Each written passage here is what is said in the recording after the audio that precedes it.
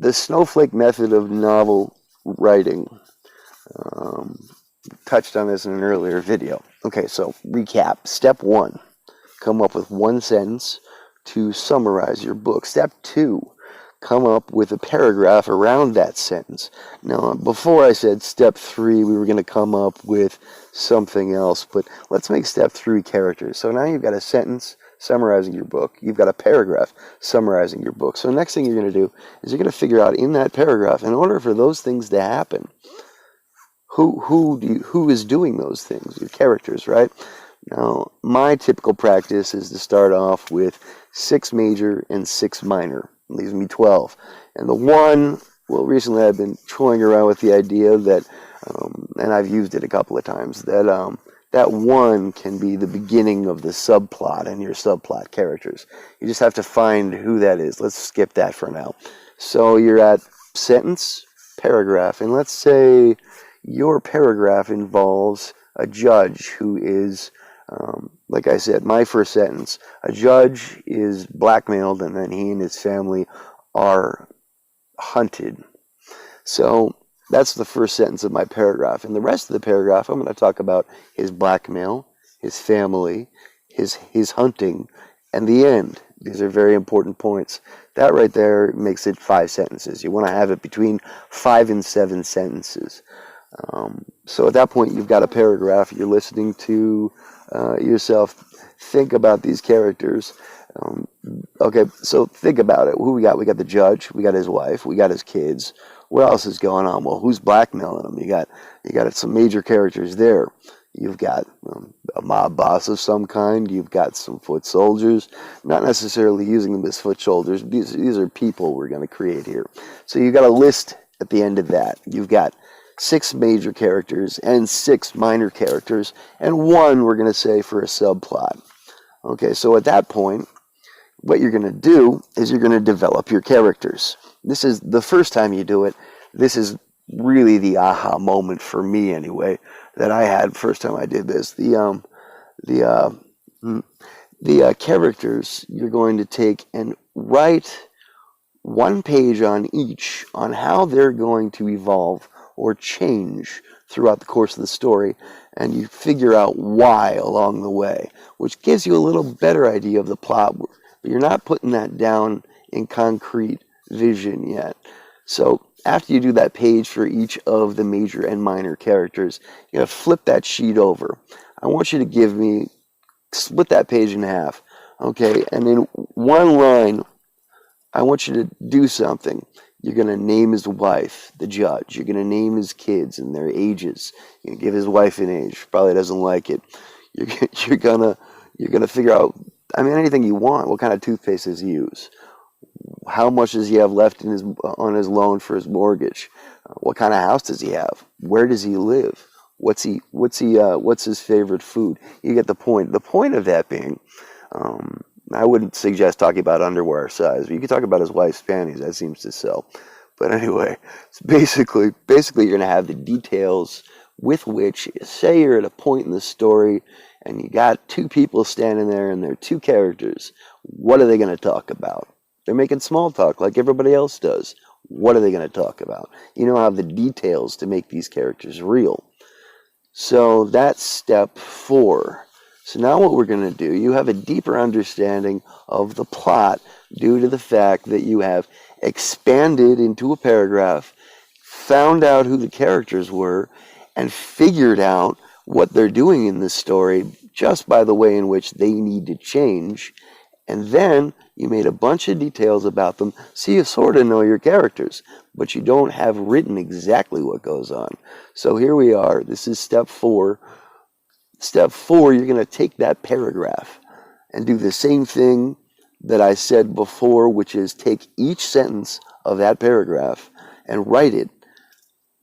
Okay, now expand each of those sentences, make each of those the topic sentence of your paragraph.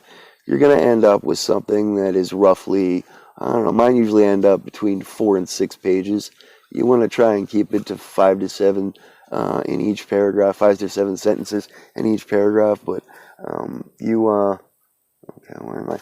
Oh yeah, so The next step there is an interesting thing. In step 5, what I do, let's see, I'll make sure, sentence 1, paragraph 2, characters 3. Oh, step 4 is the details of the characters. So step 5 is where you take each sentence of that paragraph you have and turn them each into paragraphs. Okay, so step 5. Now step 6, in step 6 what I do is, this is my own method. Step 6, what I'm going to do is I'm going to take each one of those paragraphs that you have in the 4 to 6 pages that you should have after expanding on your initial paragraph based on your initial sentence, which each one of these steps will take longer and longer as you go forward, but the more times you do them, they'll be shorter and shorter.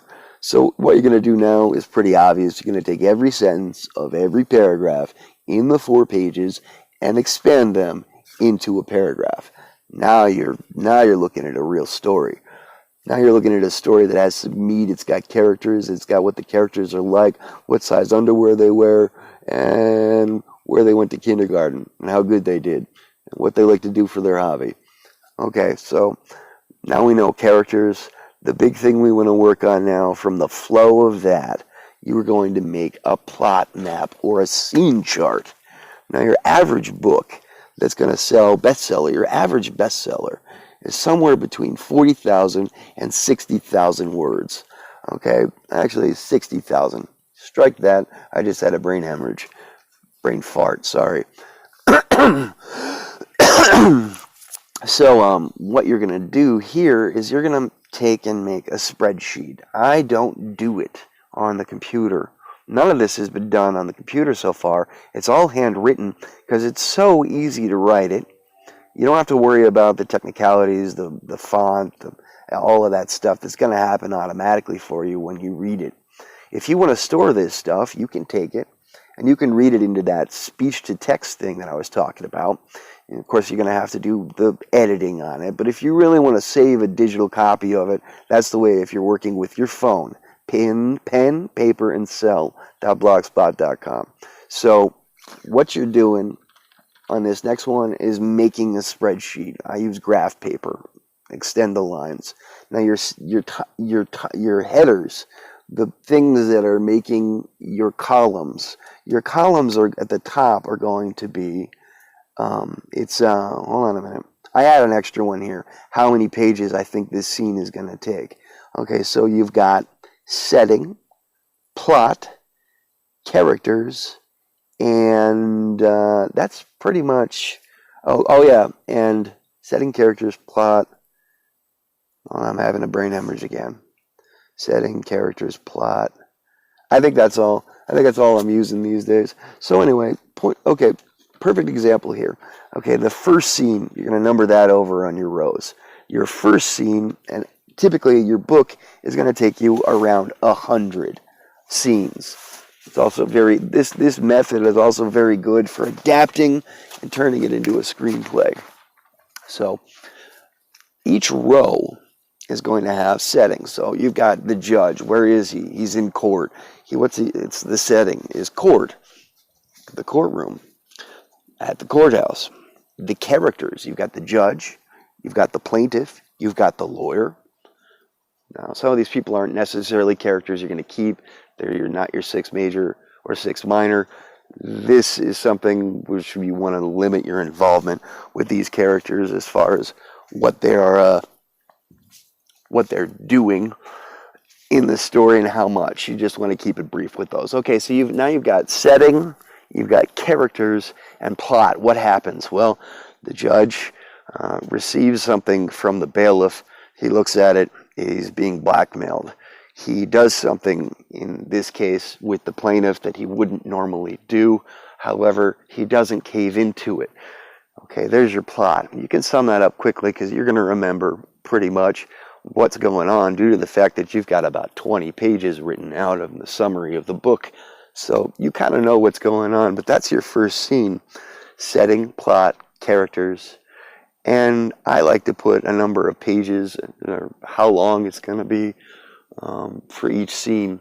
So figure you've got 100 scenes. You can go over that. Depends on your own style. Each scene is integral part of the next step. Now, in the Snowflake Method, they have something I find exhausting. Randy, I believe. Oh God, this is a shame. I can't even remember his name. I know it's not Ingersoll. Ingram. Yeah. So anyway, it was said to take this, what you've got so far. You've got sentence, paragraph.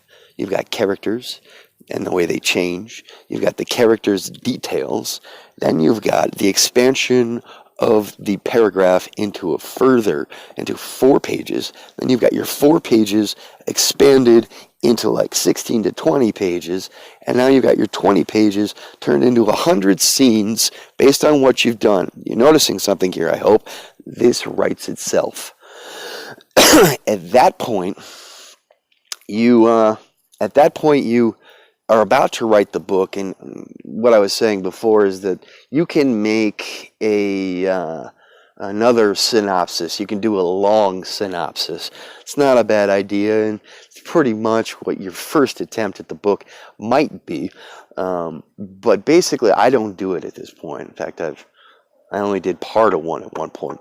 But you write from there, from the scene chart. You got your scene chart, and you got your 20 pages. You got your characters somewhere around you too, because you're going to need that for your dialogue. So now you just look at the scene chart. Where are you? You're at the courtroom. Who's there? The judge, the plaintiff, and the lawyer, and the bailiff. And what happens? Gets blackmailed by note, makes a decision. There's your first scene. So now you've got 20 pages. And in that first paragraph, there's some information about that first scene, because what you made was an idea based on that first sentence. And the first thing that you talked about was what? A judge gets blackmailed. So you get blackmailed in the first part. Okay, hold on a minute. I gotta get a drink. Okay, so there you go.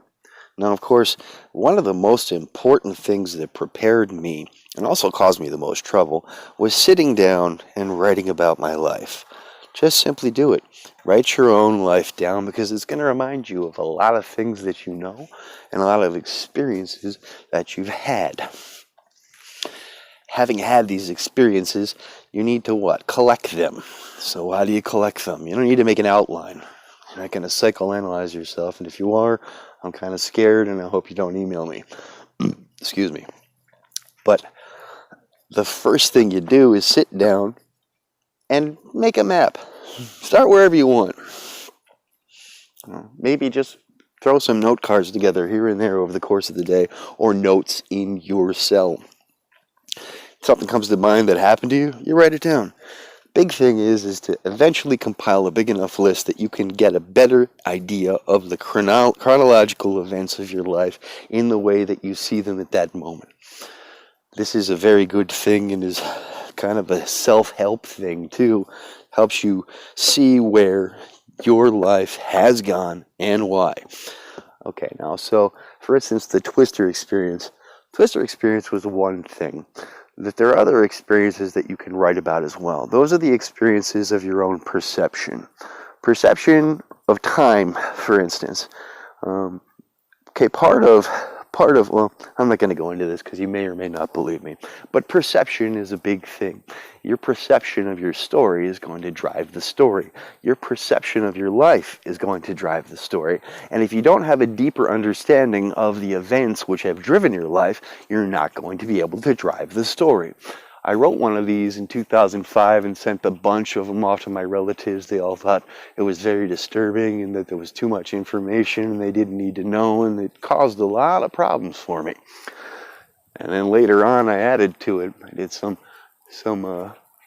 some writing to some beats, did some poetry, did some whacked out psycho stuff with it, slapped it together and called it It. I-T, It. Unfortunately, It is still out there. I would really not want it out there unless I was going to have control over it. But those accounts have been locked and unable to get into for a long time. So, of course, that can continue the process later on for you. Continue to take your inventory of your life. Journaling is a very important thing. Journaling online is a wonderful thing, but only if you can stand the heat. If you can't take the heat, get out of the kitchen. If you can't take the bitchin', get out of the witch hunt. If you can't take the witch hunt, then you're probably not going to make it very far, because if you're not doing it right, unless you piss somebody off, you gotta have an opinion. If you don't have an opinion, your reader can't either agree or disagree with you. I've got a golf club in my hand. What is this, a sand wedge? It's a lob wedge. So I was a caddy, for instance. I was a caddy from age 12. At age 12, the bag was bigger than me, but I caddied anyway at White Manor Country Club in Albany, New York. It was a wonderful thing. One day, the caddy master was so kind as to play a dealer blackjack and take all of my money. First lesson about caddy shacks. So I continued to caddy until my mid-20s. I got so good that I was caddying for professionals. I caddy for some tour professionals that have done some incredible things. Most of these guys are senior tour now, but some of them aren't, and all of them are good. Nothing like being a professional golf caddy. Golf is a fucking sport that, anyway, you gotta love it, you gotta hate it. These guys, you know, I knew a lot about it. I can hit a ball, you know, and like everybody else in the golf world who's not a professional right now, not like that. These guys can do anything. That was the fun part. And this is something that I can put into the description in my book about being on the golf course with a professional golfer. The thing is, with a pro golfer, that you can tell them to do something, and they'll do it. And that's what they're looking for. To tell you the real thing, that's what they're looking for. So, in this story, the judge is playing golf. He's playing with his pro shop pro, the club pro. He's playing with another pro who just came in, who's looking to go to get his thing going on tour, and there's a caddy. What's the caddy? Now, this caddy is going to be your subplot. What's going on with him does not necessarily immediately show what's going on in the book. What it does is it shows that you have an idea of how to foreshadow. Now, this foreshadowing is an entirely different section. Okay, so where we were, okay, so you've got a basic idea how to sit down and write a book from beginning to end this way. Now, here's another thing. This is the advanced writing.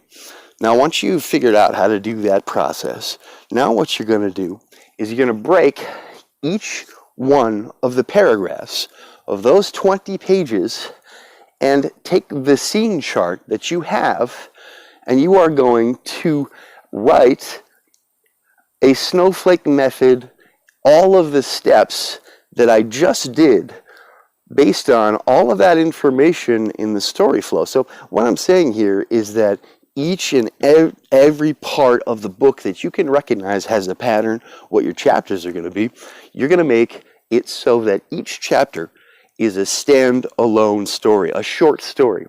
Brilliant idea for a number of reasons. Your short story, it'll sell right away. Your short story, it's going to have a flow. It's going to connect to the other short story. Your short story will sell. Your short story will make you money. And your short stories added up together will have, each of them at the end, the twist that a short story should have. The pace that will drive the reader to turn the page turner. And each one of these short stories will increase the possibilities of more than one subplot. There's something woven in there that will develop over the period over which you're doing your short stories. So anyway, what you're looking at here is basically a bunch of pictures and photos and videos, and I put through filters and ran through quick, and it was a lot of fun. I'm standing here swinging a golf club and thinking, I got how long? I got 27:47. I've got 6 minutes, and yeah. So recap. First thing you're going to do, write a sentence. Just any sentence. Write it on paper. It's going to take you a day to figure out. It's got to be between 5 and 8 words, and it can't use any names. You don't need names. You need concepts.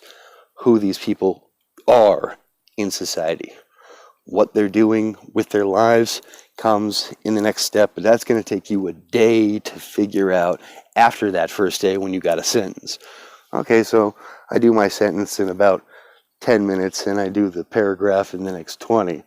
I've done it for many books. I've done it for Bad Judgment. I've done it for Going Public. I've done it for The Hollow. The Hollow was wonderful. The Hollow was me lying in a residential hotel bed and cracking up to myself as I saw each scene. I actually cried at the end, like cried pretty damn hard. And that's the one which I'm finishing. It's right here in the column to the right. You can see that these novels, okay, I admit we're done on computer, but they're unfinished, and I'm going to finish them. I'm going to show you how. I've got all that written out too. And the fun part is that we're making a series. It's called Ozenoz Media. So, excuse me, people. So, where was I? Ozenoz Media. Okay, so another thing that's important is your publication. One thing that you're going to find as you put these things out here is also going to limit, like that for The Hollow, Hack to the Chief, It Takes One to Know One, more titles for me. Got one called Apples of Eden. I've got 100-some pages of design documentation for. I got a poetry book. I got a couple of shorts. So anyway, what it's going to do, having this stuff online or publishing it with someone, is it's going to limit your ability time-wise as to getting it published with an official publisher. Most of them want this stuff to be offline for at least 6 months, and they'll deal with as long as you get the rights straight with your short stories. I'm going to check my time here again. How much time we have left? Okay, we got 3 minutes. So, if you can, I want you right now to figure out what the biggest problem in your life is. What are you scared of? What makes you tick? What makes the thrill? What makes you want to overcome? Where does that come from? Everybody's got a different name for it. Destiny, fate, existence, consciousness, God, oversight.